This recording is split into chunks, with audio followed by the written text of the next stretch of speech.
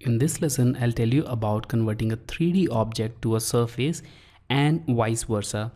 I'll also tell you about converting a complex surface shape into solid by using thicken command. So let's start with the solid geometry, and we'll convert these three solid geometries into surface. So right now the first two geometries are made with normal 3D primitives, and the third object is a mesh, and you'll learn about mesh later on in this course. So in order to convert this solid into a surface, you need to select convert to surface from this solid editing panel.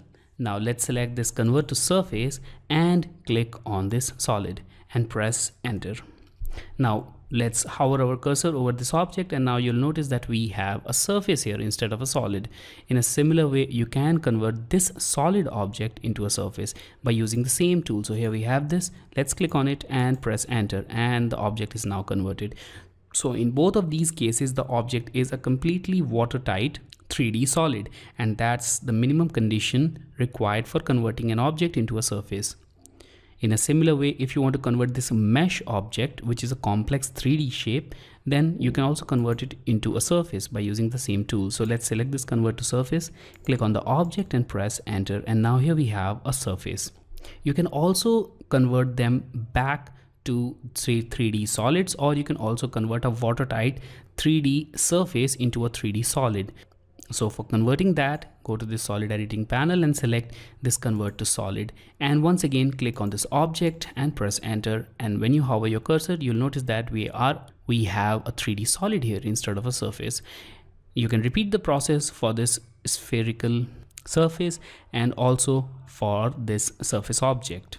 Now let's take example of a complex surface by using a spline. So I'll go to this top view and let's select this spline, and let's make a spline of random geometry.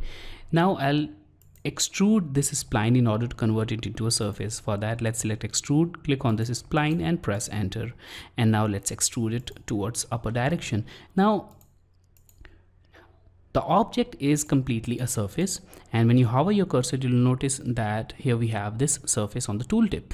In order to convert this into a 3D solid, you can use thicken command. So let's go to this solid editing, and from here select this thicken and click on this object and press enter. Now you need to specify the thickness value for this object.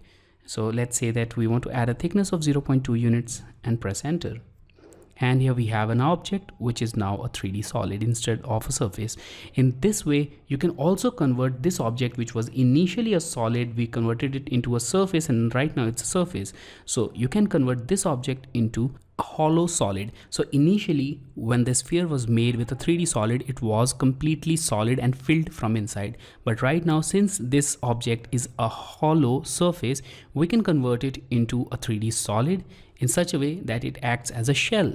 For that, let's go to this thicken command again, select this sphere, press enter, and enter a thickness value of 0.2 again and press enter again.